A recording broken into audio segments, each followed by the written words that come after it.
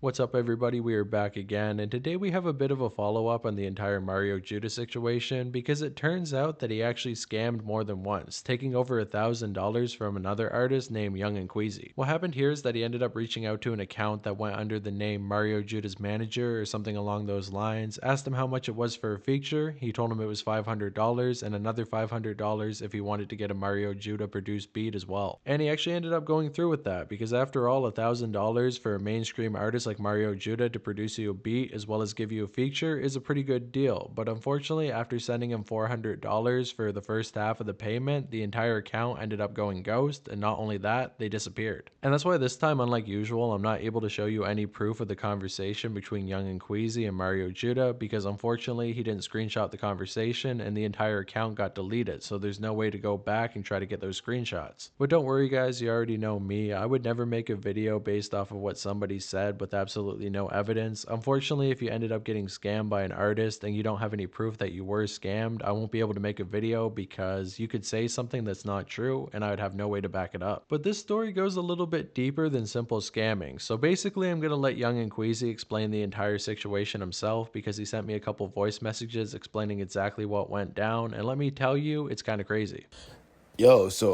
Pretty much in like 2022, his team reached out to me. Somebody claiming to be his management reached out and they said that they would work with my budget to get a feature with him.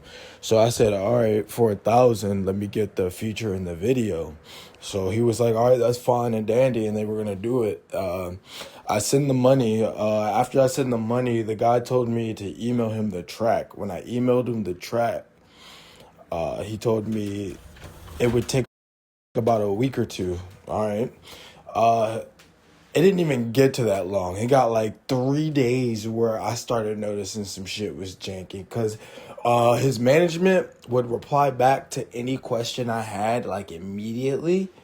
But then on the fourth day, I got no reply back, like nothing from nothing. So then I went to go hit up his management Instagram.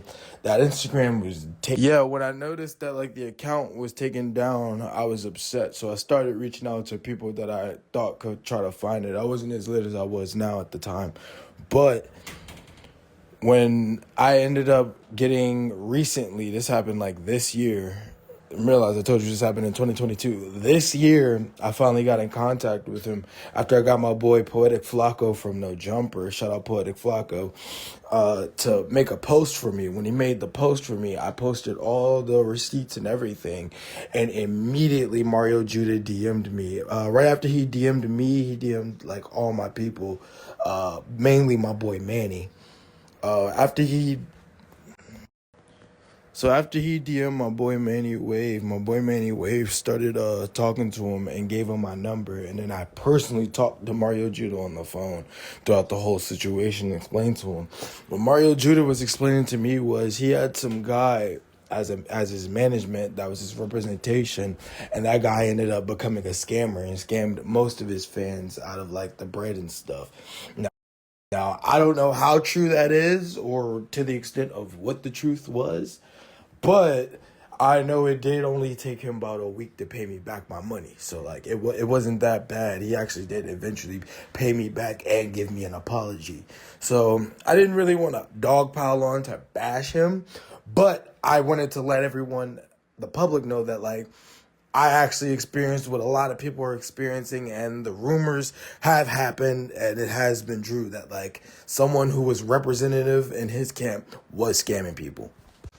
So yeah guys, as you can see, apparently Mario Judah might have not actually been scamming in the first place, and it could have been a manager connected to him that was actually taking all the money. And that could even explain the prior situation that went down between Little Beast and Mario Judah. It's totally possible that since he ended up reaching out to him through an email, that it was actually a manager running that email, and because of that, he ran off with the money and Mario Judah had no idea what was going on. But at the same time, I know what you guys are probably thinking, should we be letting Mario Judah off the hook so easily? I mean, after all, he's now aware of the situation situation, but did he actually end up getting Young and Queasy his money back? Well, it turns out that he actually did. He goes on to say, "Yo, my fault, gang, just seen what happened. I had a scammy manager around the time who took half of the request messages and ain't shown them to me. I hired bro to run my DMs. So I fired him since then and been on that hunt to pay everybody back who got did wrong. How much he took, gang? Finna get you right. I be heated right now too. He took a ban from me. Oh nah, bet. We finna make a couple phone calls and get that back. I'ma have my people hunt that down and keep you updated, gang. If it takes weeks and bro tried to duck, worst case scenario, it'll just come out of my pocket myself, gang. Apologize that he did that. Let me know cause we actually got mutuals and that's why the situation threw me off. This is my line. Already, my folks pressing the situation now. We gonna get Buddy to send that. Bro got me looking crazy. Finna lock you in."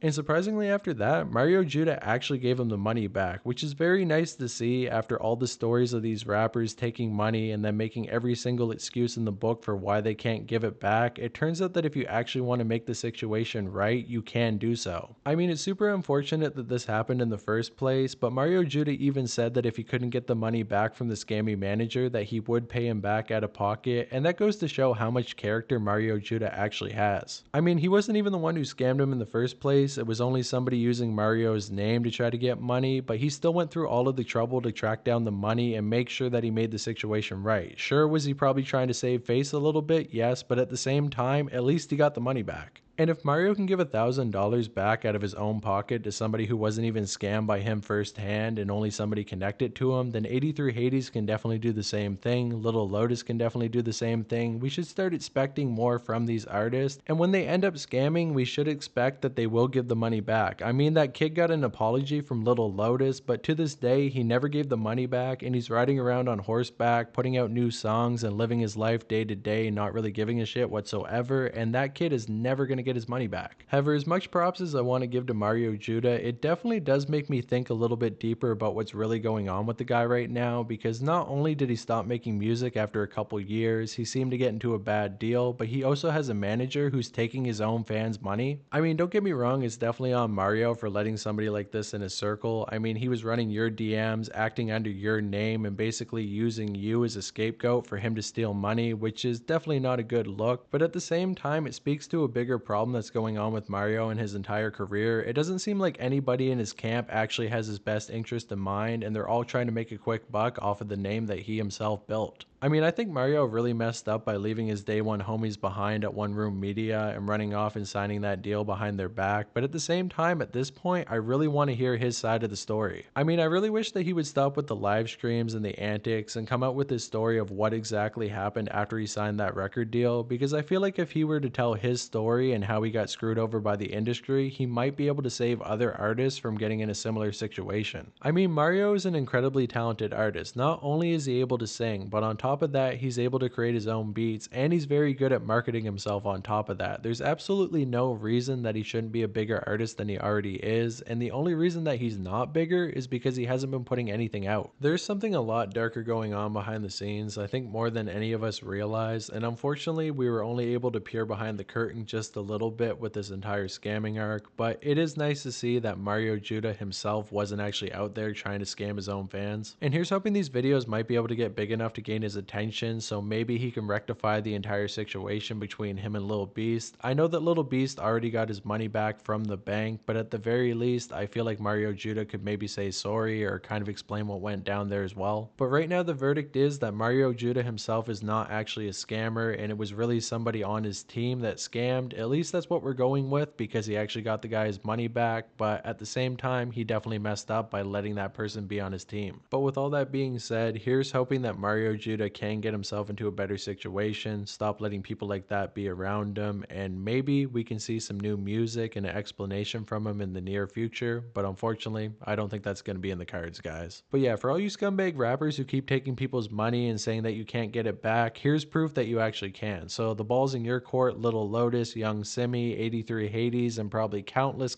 more. And the scamming arc will unfortunately never come to an end. But yeah, guys, if you like this video and you want to see more just like it, make sure to subscribe to the channel because we're trying to get to 10K right now. So if you could sub, hit a like, comment, do all that YouTube stuff, it'd really help me out. But besides that, just thank you for watching, and we will see you in the next one. Knife Gang, Scam Gang, peace.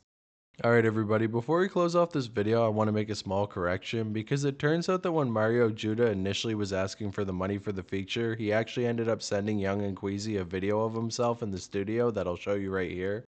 Demon Trap. What's good, my boy? King of that Demon Trap, yeah. So the whole narrative of the crooked manager taking all the money is now seeming a little bit more suspicious considering the fact that Mario Judah himself actually sent a video of his face confirming that it was him. So I don't know what you think. Do you think maybe the manager already had this video saved and he sends it to all the people to try to confirm? Or is it possible that Mario Judah is going through a drug problem and the reason that he took that money was to fund his addiction, but he's recently become sober and is now trying to make amends? That almost makes a little bit more sense to me. It would also explain the immediate turn into Christianity. It's definitely possible that he got so bad on drugs that he had to go to rehab and then he ended up converting over to the religion to fill that hole in his heart. I mean, I'm just speculating at this point, but more pieces are starting to move together. We may yet discover the secrets of Mario Judah, but not in this video, so stick around. Maybe I'll figure it out in a later video. But anyways, thank you guys for watching. Just wanted to make that small correction. Let's get it. Let's go. Peace.